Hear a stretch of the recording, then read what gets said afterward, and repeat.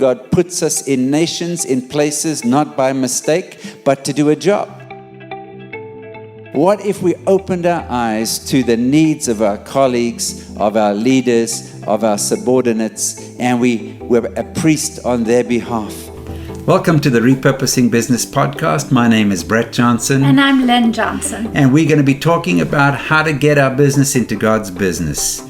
Our subtext is Let My Business Go, and we'll have guests from around the world. So thank you for joining us this week and every week on the Repurposing Business Podcast.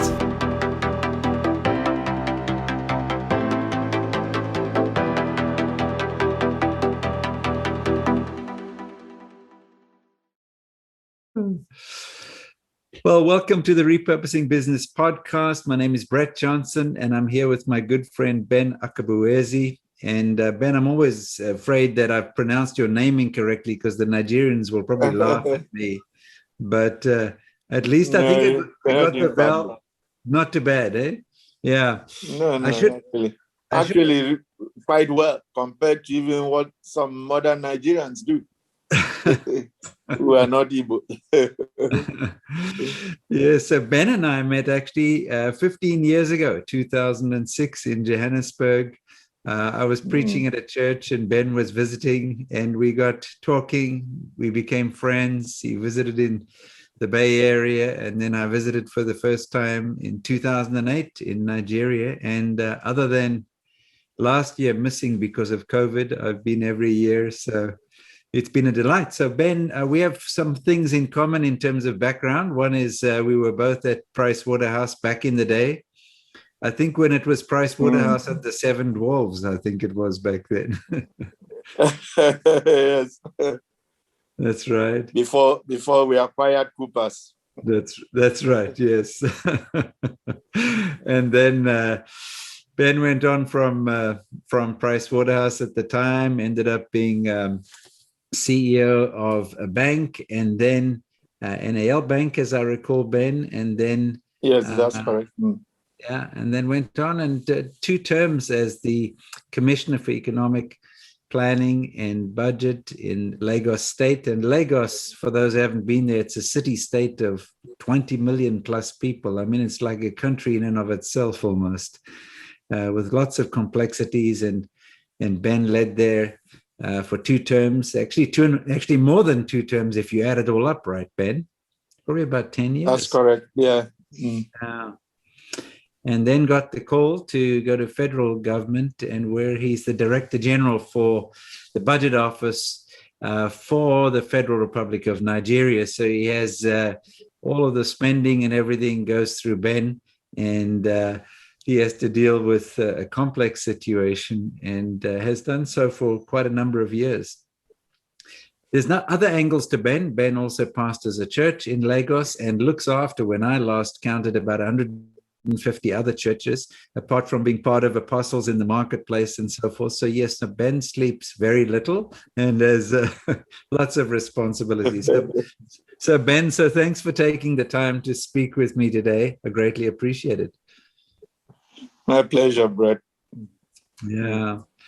So I remember, Ben, on one of our visits, it wasn't the first visit, it was a few years in, I was visiting with you, and I showed you a draft back then. It was just a 3-ring binder of a book I was working on called Repurposing Capital, looking at Islamic finance, Christian, Jewish finance. And you pick up the phone, which you often do in the middle of one of our conversations, and you called somebody. And at that stage, you called the governor of the Central Bank of Nigeria, and you might recall. And you had a conversation with him, and the next day I was in a plane up to Abuja to have a conversation about Islamic finance, Islamic banking, and should there be regulations for Christian banking. You probably recall that conversation. I do, absolutely. Yeah. And Ben, before that, you'd even been looking at setting up a Christian bank or a faith-based bank some years before, right? That's correct. That's correct. And you remember our friend Ehis? Yes, I remember Ehis, yes. Yeah. Yeah, Ehis was,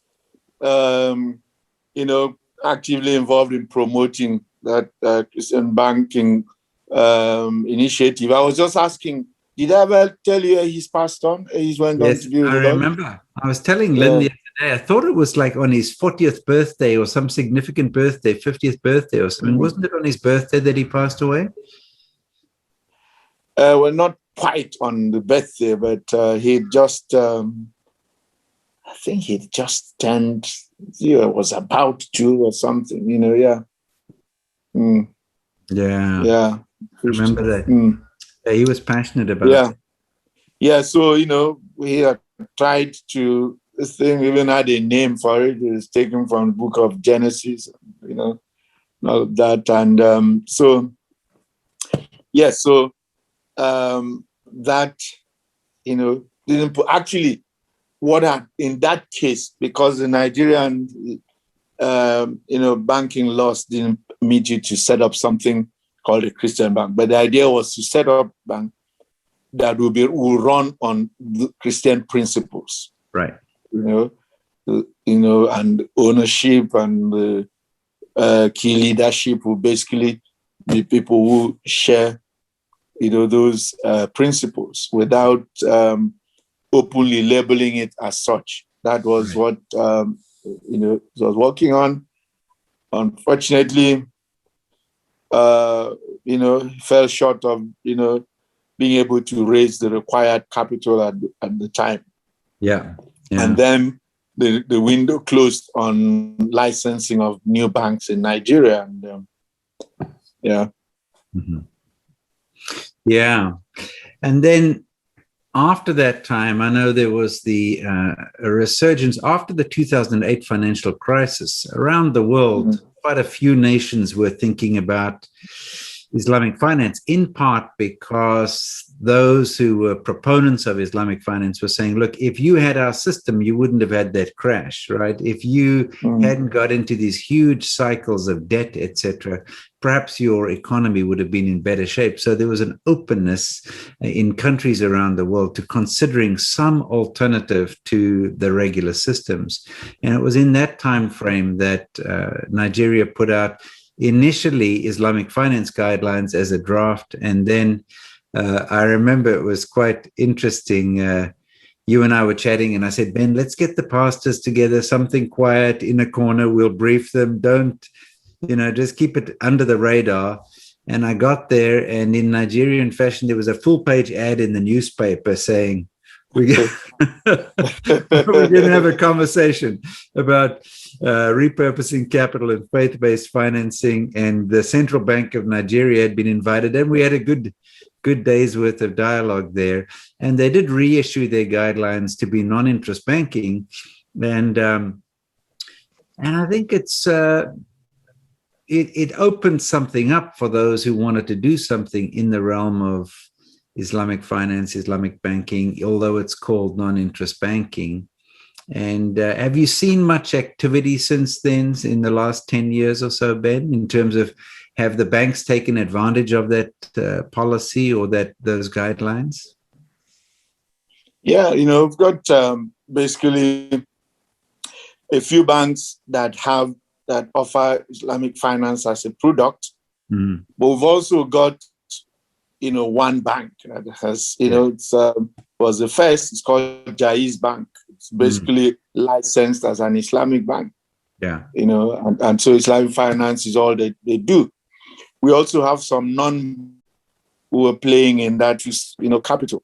They're basically actively involved in, capital market transactions, accessing Islamic finance. So they've been active in issuance of sukuk bonds. Yeah. And in the last 2 years, the federal government has embraced sukuk bonds. And year to date, about $1 billion worth of that have been issued by the federal government. Yeah. So yes, so there's been some significant progress. And so where does that leave us? I think let's just unpack that a little bit, because it seems like an insignificant thing. I mean, there's 10, 12 pages of guidelines. It's not a huge document. And and a policy is laid down, and then that creates the space for people to develop products and develop even companies or businesses, banks or financial institutions that can then serve a particular market. We could do the same thing as people of faith, but it seems to me that we've often avoided the policy space in the sense that we haven't taken the trouble to say, okay, here's some guidelines, or this is what a framework would look like for Christian banking, faith-based finance, and so forth.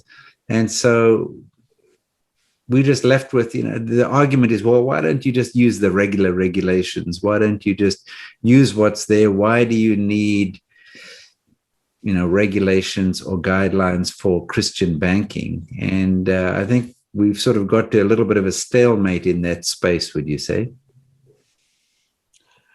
I think so. And, really, unless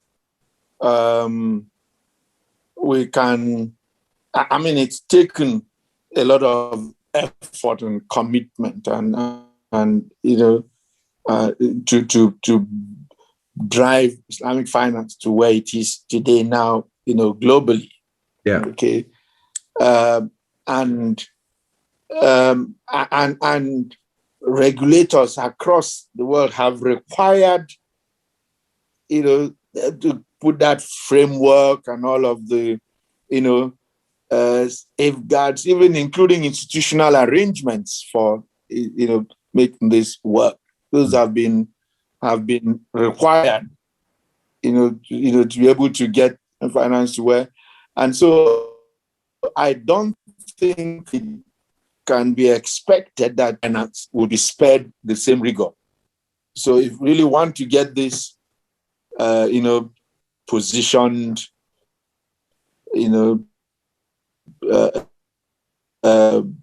not just on a one-off basis where perhaps you get some country where the leadership is that minded and then they just, overlook those kinds of whatever and just make it up. But if you can make it something that, has the potential to be, international and sustainable, long term, then we've got to follow the rigor that, promoters of Islamic finance have followed. Yeah. And as you say, that takes commitment, that takes some effort for that to happen. And absolutely. And and are ready to, just like, when people are passionate about anything, they are prepared to put resources to it, time, finance, whatever,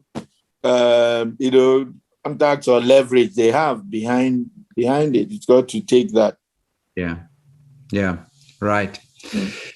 And I was starting to say that people might not know, but as Nigeria goes, so go many countries in West Africa and increasingly in Africa because of the growth of Nigeria. I think certainly talk a little bit about the population growth in Nigeria and the trajectory that Nigeria is on, Ben. Well, we currently, by latest estimates of the National Population Commission, it's supposed to be about 211 million people. We have a population growth rate currently that is just under 3%, and that's a lot of growth annually. So the trajectory we are on now, we're projected by 2050 to be the third largest country in the world, population-wise. We're currently number 7. Yeah. But we're projected to, become number 3 just after India and China. Yeah. By 2050, with a population of, about, 450 million people. And that's frightening. That's frightening because right now, we have a huge deficit in terms of infrastructure and social services, which haven't kept pace with the population growth. Yeah. And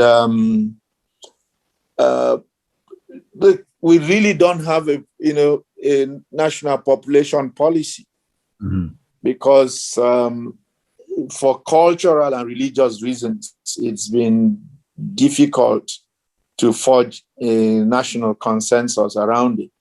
Yeah. The closest we came to this was sometime in the late 80s when the government of the day came up with what they said it didn't really rise to the level of national policy or certainly not even law or anything, but there was something like 1 woman, 4 children, kind of. It was more advisory. Yeah. 1 woman, 4 children. And note what they say, 1 woman, 4 children, not 1 family, 4 children. Yeah. If you also recognize that our traditions and both the Islamic and traditional religions allow polygamy. Yeah. And indeed, even some brands of Christianity allow for polygamy. And Islam, for instance, allowing up to 4 wives per man. So a one wife, 1 woman, 4 children policy, even if you call it a policy, will mean that a guy could easily do 16 children. And of course, if under Islam he had the liberty to divorce any of them and take on more, he could really pile on the numbers. Yeah. I mean, recently a member of the national parliament boosted on national television that he had 27 children and counting. By the way, this fellow is just about 50. 50 years old, and he's already got 27 kids, and he's still that's going. Why I said, and that's why he said, and counting. Yeah, quite something. So when you're running, so these are some of the reasons why it's been hard to basically control the population, and so when people who are supposed to be the elite, if that's what they are modeling for the people, so a lot of them think it's okay, and then the elite put up the argument that, oh well, I can afford to have that many because I can afford it, but what does it mean to be able to afford it? I mean, yes. I mean, raising a child is not just about being able to write the checks, pay the bills. I mean, can you imagine? You've got to be superhuman to be able to invest the time, the emotion, and whatever else is entailed in raising a child. To raise 27 and still have a day job that you go to every day. Yeah. Wow. Well, that is quite something. It's quite something. So a serious challenge is when you're looking at the federal budget and you're thinking, how are we going to be able to keep pace with this? And I mean, over the last 6 years, the GDP growth, annual GDP growth has lagged behind the annual population growth. And so what that simply means is that, the average citizen has grown poorer. Yeah. At the same time, one of the potentials in Nigeria, I mean, there's lots of potential in terms of arable land and other things, but some natural resources, but the human capital, if you like, of Nigeria is immense and would seem... It is, and, remains most important asset. Mm.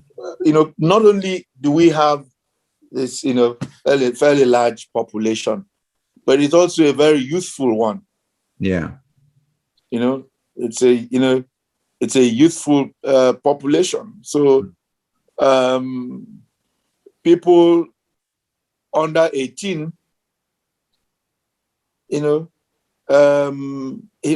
people under 18 account for, close to 60% of the population. Wow, it's amazing. So, so it's a youthful population, and we say to ourselves that this basically is either going to deliver demographic dividends, or, if not properly managed, turn into a demographic time bomb. Yeah. Yeah. Okay? Unfortunately, there are also significant regional disparities in this, and so in terms of whether it's delivering demographic dividends or looking like a demographic time bomb, you also then have those regional disparities. So if you look at the predominantly northern part of the country, average family sizes are larger. Yeah. Okay. And so you then also have larger ratio of youth illiteracy and lack of skill, which then sort of perpetuates poverty. Those areas,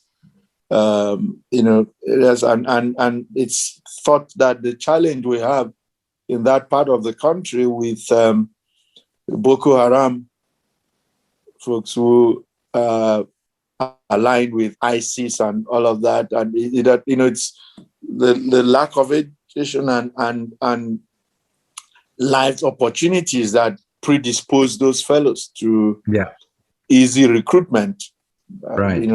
By ISIS and other like minded. Yeah. So that's that's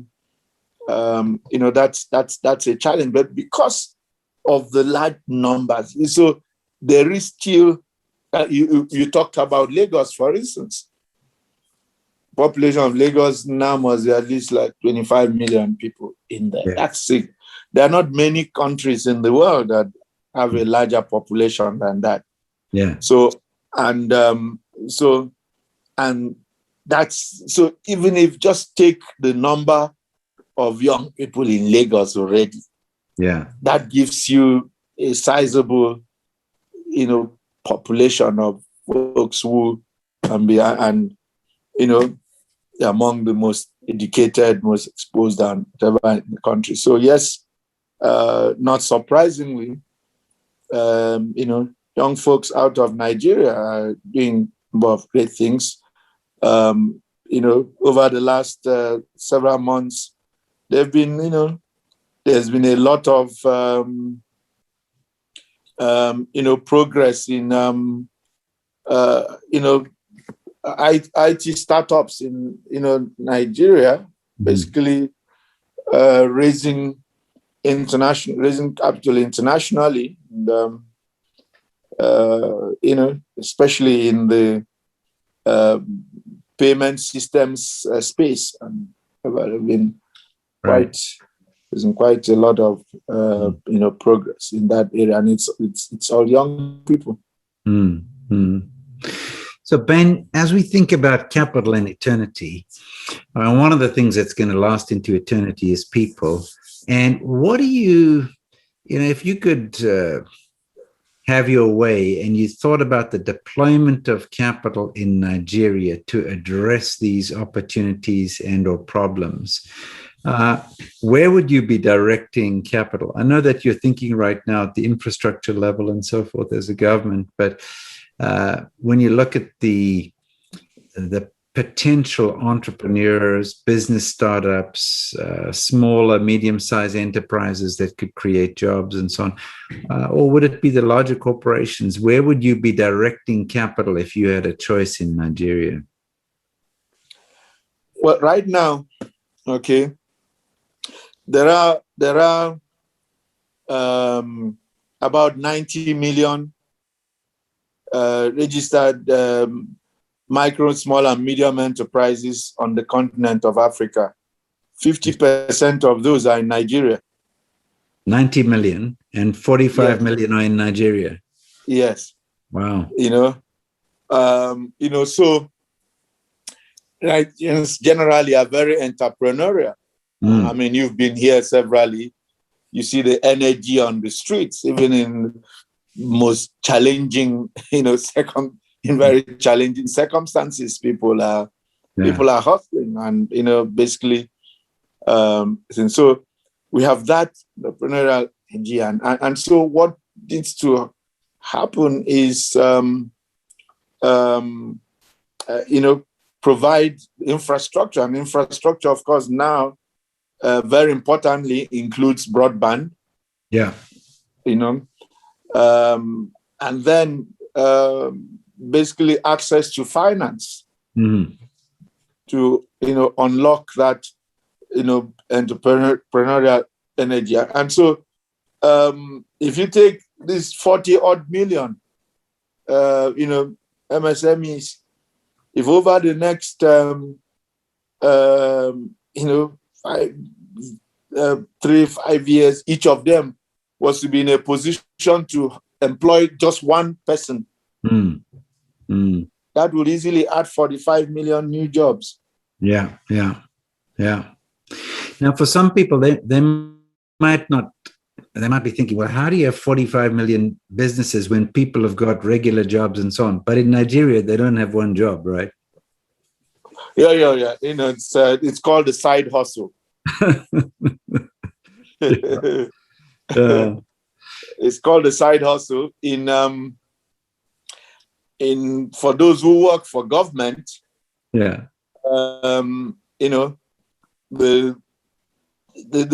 legally they're allowed certain categories of side hustle.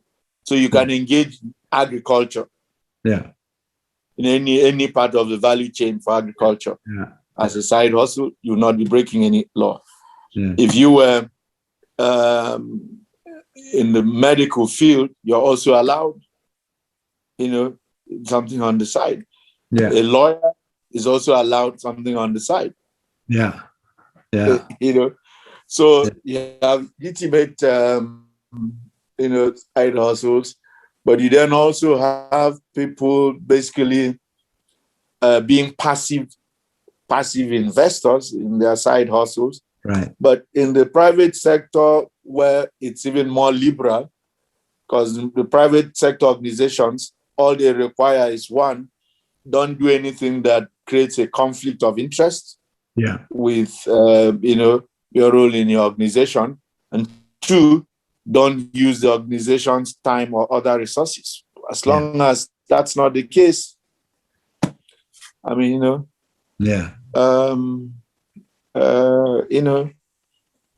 you're free. Yeah. I mean, a young lady who's, one of the, first, hits in the blogosphere, blog, whatever. She was working for one of the international oil companies.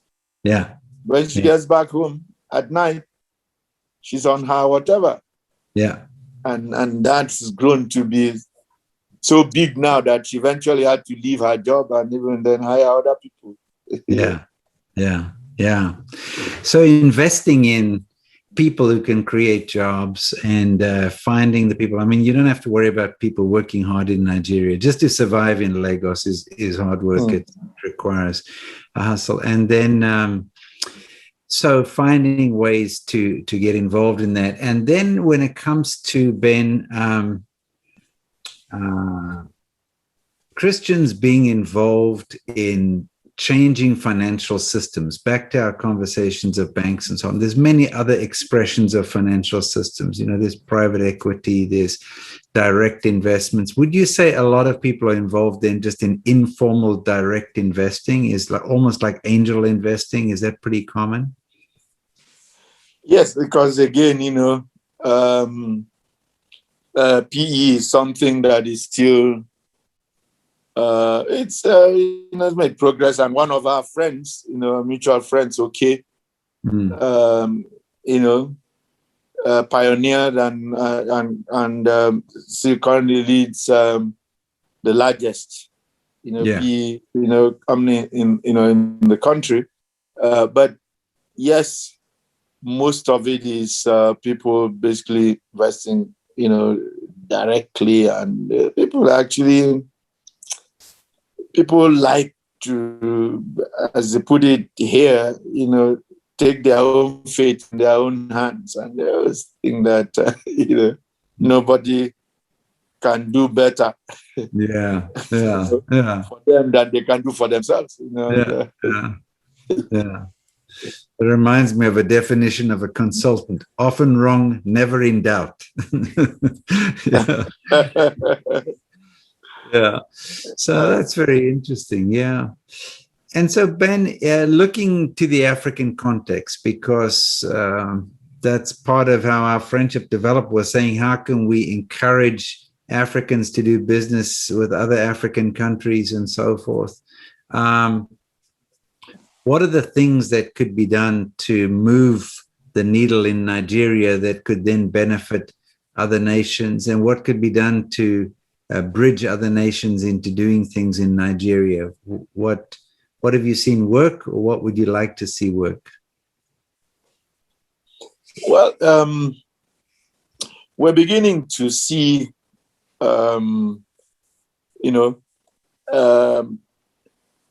corporations, African corporations that are indigenous to Africa, now crossing their national borders into other countries on the continent.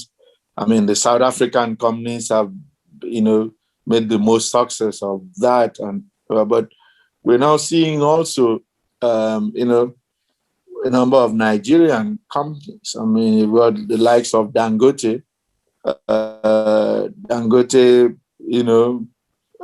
has cement plants in at least 14 other countries in Africa now. We're seeing, like in the telecom space, like Globacom is a Nigerian brand communication company.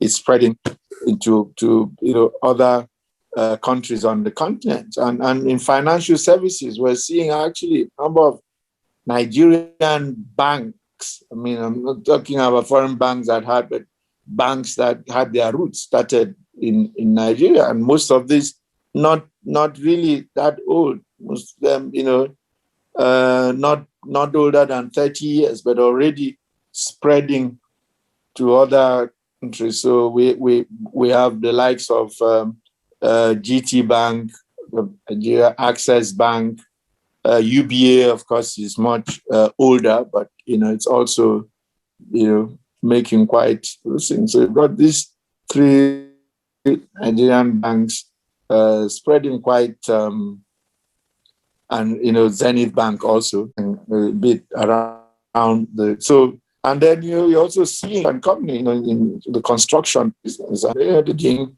quite well even across West Africa here, including Nigeria. So we begin to see more of this, and under the African Continental Free Trade Agreement, which effectively creates the largest free trade area. I'm saying that the African Continental Free Trade Agreement, basically, which creates a free trade area with a combined population of over 100 billion people, and over 1 billion people, I speak 100 billion, probably over a billion people and a combined GDP of about $1.3 trillion. Okay. That is expected to provide impetus for further intra-African trade, in goods and services. And so that again will then break down some of the barriers to, Africans doing business or trading within the continent. And Christians should leverage that opportunity to do things. But I also think that, especially as, believers, because one of the great inhibiting factors to,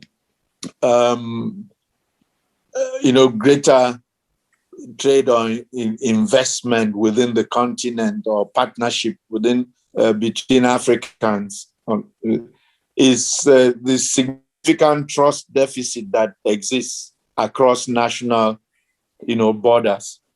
So I believe that people of faith who share common principles and who see basically their citizenship as not being of this earth or as transcending this earth can play a role in bridging this trust deficit, because they trust each other and they can begin to work, with each other for the, good of our people. Africa remains the last frontier globally to experience a real broad-based economic boom. And today, really, when you look at, a lot of what the world needs going forward, whether it's the arable land that the world needs to be able to feed its growing population, or some of the critical, raw materials that are required for the industries of the future, or the young, energetic, workforce that is required. Africa currently leads. In its stock of these critical resources, and what remains is basically to be able to harness these resources. So getting capital, that is kingdom capital, behind these type of initiatives is crucial. And I like your point, Ben, about the indigenous companies in Africa. So Ben, just as we look at the potential across Africa, the huge billion-person population, the growth, the material resources, one of the things that does seem to be lacking is the concentration of capital to get behind the faith-based entrepreneurs, the businesses led by believers that will have a focus on making a difference across the continent and in the world. So what do you think can be done to remedy the issue of capital in Africa? What have you seen work, and what would be some of your hopes for the future? Well, first, I think that the story of the opportunity that Africa represents needs to be, better told in a world today where there's so much capital. The world, the world's capital market has never been this liquid. Today, there's about $17 trillion of assets in negative yield, of funds in negative yielding assets globally. And yet, Africa is so short of capital that, it can use a lot of this capital and deliver,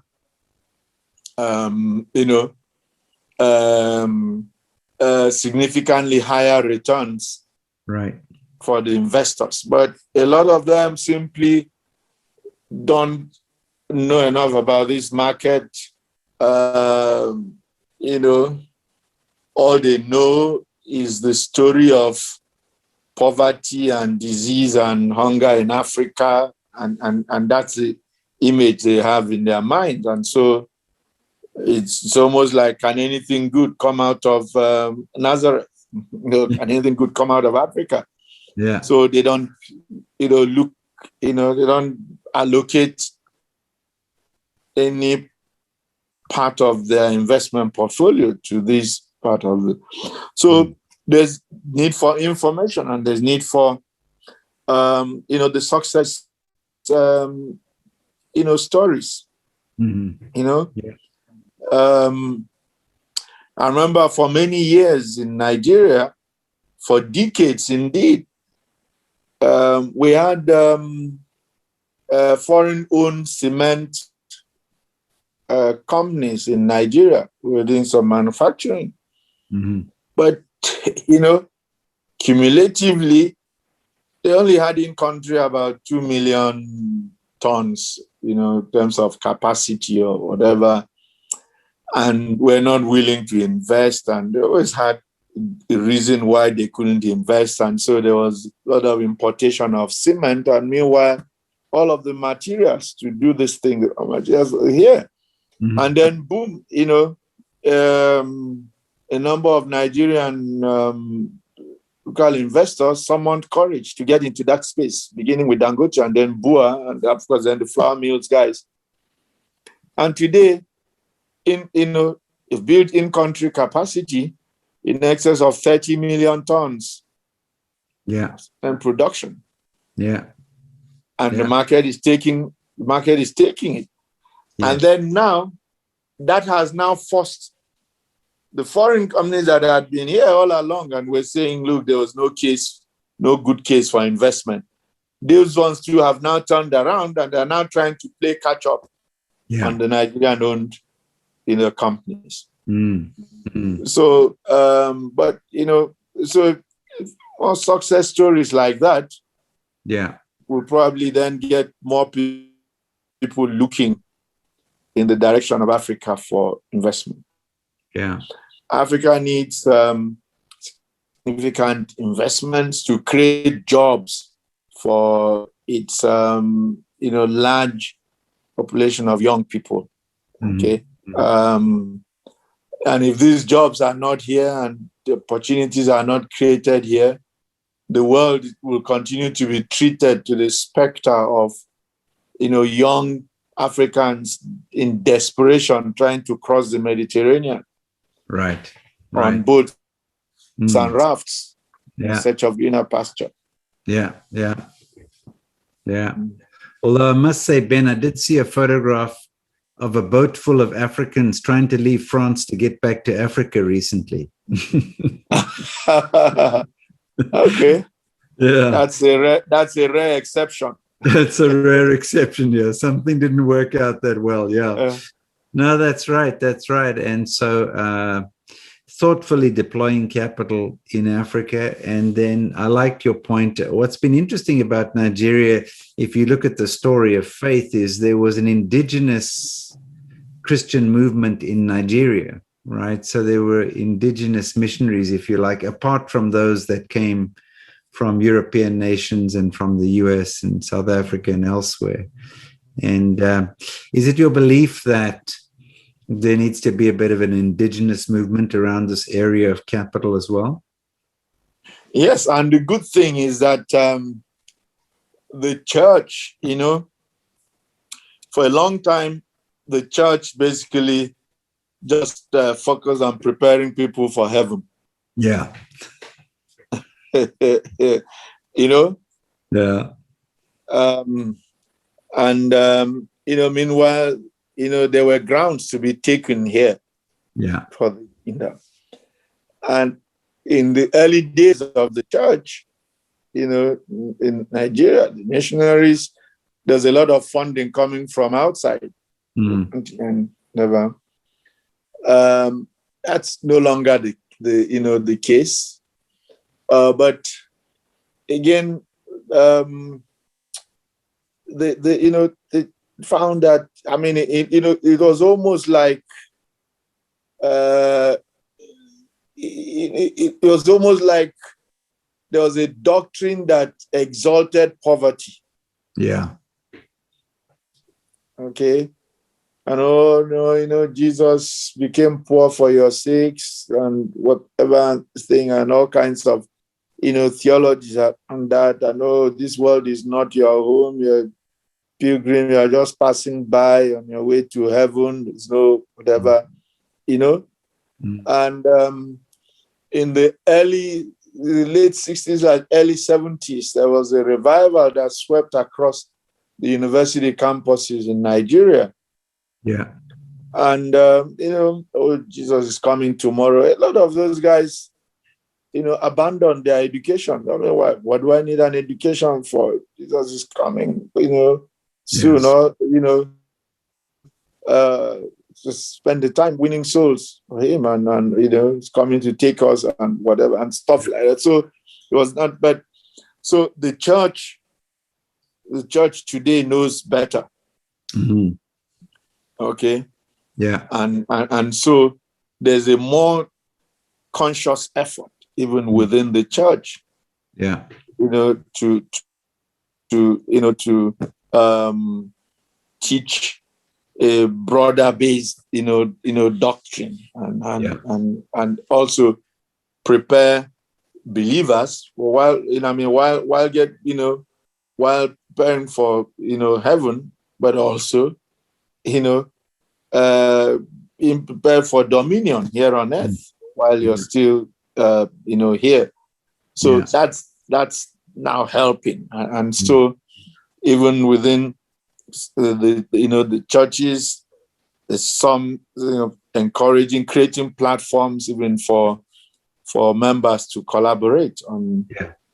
So it's now no longer uncommon to see churches organizing, economic summits or whatever, or skill acquisition, programs or whatever, stuff like that. And even in your own case, your own church doing an impact fund, right? A Goshen impact fund. Yeah. Yes. Yeah, very interesting. So it's a great opportunity, and very exciting. So Ben, just wrapping this up as it's late in the evening for you, just looking at those who want to change the capital landscape from a kingdom perspective and say, okay, scripture has a lot to say around capital, around finance. How would you encourage believers in the nations in Africa to get involved in interacting with their governments around policies, frameworks, initiatives, projects that could make a difference, even PPP, public-private partnership type of things? How would you encourage people of faith when it comes to engaging in this area of capital, particularly the relationship between the private sector and the public sector? Well, I think, first is up, believers to accept that they have a role in that space, that the dominion God is calling them to includes, dominating that space, not from the perspective of greed, but, from the perspective of, understanding that,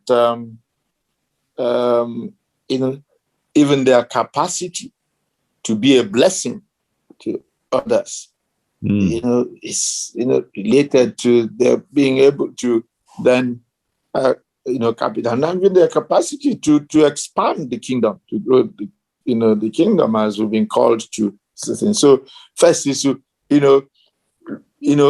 put behind us the question of whether or not believers have a role in this space. Right. That then is, I think the church needs to actively promote, collaboration among its members. I think the Jews have a reputation for doing that, quite well. it's not unusual to hear stories in the church of how one brother or one sister failed them on a transaction and whatever, and then it almost like destroys in that person's mind that trust. When you meet a sister in church and you get invited to join him or her in some next transaction, people tend to drop their guard. People tend to to almost pluck out their brains and set it aside, or take away their thinking cap and whatever. And so sometimes things go wrong. And then instead of blaming themselves for not doing the due diligence that they should have, they blame the fact that they trusted a person of faith. But trust is not the absence of reason. You have to still, and so but despite those sort of people need to be encouraged to support each other and grow with each other. And then people need to be bold. People need to be bold. I mean, certainly that's the case in Nigeria. People of other, it seem to be bolder when it comes to they seem to just have more courage when it comes to the entrepreneurial space in terms of, not even, in fact, I'll even go beyond bold and say audacious. Yeah. Where people of faith, that faith must also be used beyond going to heaven or winning other souls, or doing some audacious things for, and the history, a lot of, especially on a continent like this where you have a large number of young people. Yeah. One of the things that isn't taught enough is the history of Christianity and what role Christians have played in the development of the world through the ages. The role that Christians played in the Industrial Revolution in Europe, for instance. So today, now you look at in my country, how many patents are held by believers? Christians must be challenged to say, look, that's the sort of stuff that you should be believing God for, stretching your faith also for God to give you the solutions to the myriad of problems that, devil the world today. Because if you have the solutions to the world's problems, then that gives you automatic access to capital and the resources that you require. But so unless we have something to offer, our share of this globally available capital will continue to remain small, relatively. Yeah. Well, Ben, I really appreciate that challenge. I love the various points you've made. The notion of trust. We need to not use the excuse, I don't do Christian business with Christians. We need to be audacious. We need to go after the problems in a very, very positive way. And also, I know that you really believe that there's a lot of unexplored potential in the African countries. That is... Oh, yeah. The continent is giants litter all over the place. And these giants need to be taken down. Yeah. And if we don't, who should or who will? Yeah. Yeah. That's right. Good. Well, and Ben, taking down those giants represent business opportunities. Yes. Yeah. Exactly. Yeah. Well, Ben, thank you for your leadership in the marketplace in Nigeria and in Africa.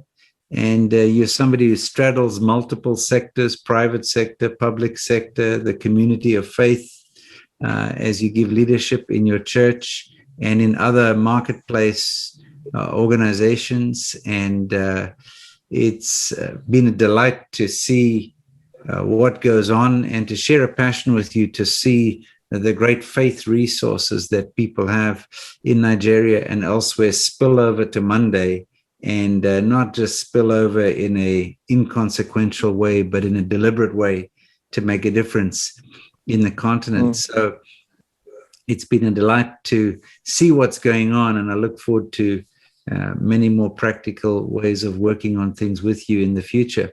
So thank you, Ben, and thank you for taking the time.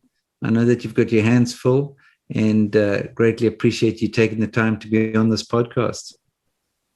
Thank you, Brett. My pleasure. Good. And let us know when Nigeria is open for visitors again without having to go into quarantine for 7 days. We'd love to come and...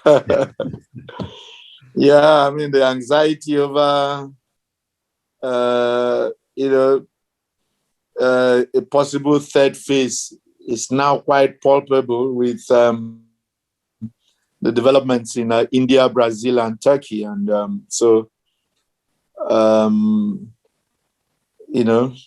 only just 2 days ago, some of the restrictions that have been relaxed have been tightened up again. But we're trusting God that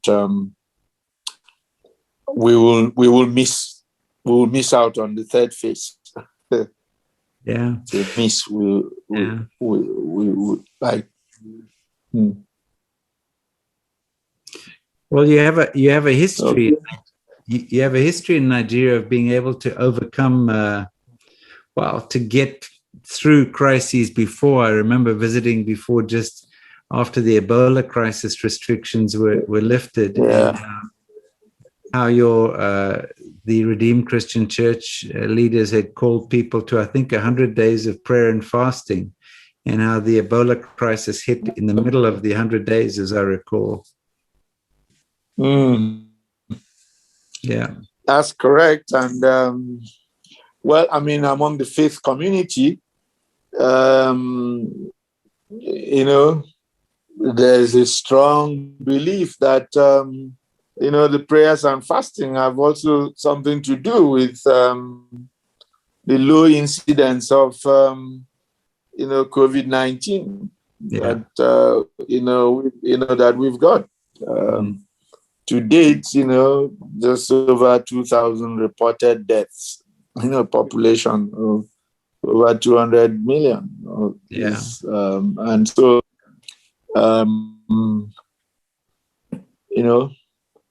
some people, contest that and come up with all kinds of other factors. But then, a lot of the other factors that people point to, climate and all of those sort of things, India checks those boxes. And then, India suddenly in the big mess that it is. So, but,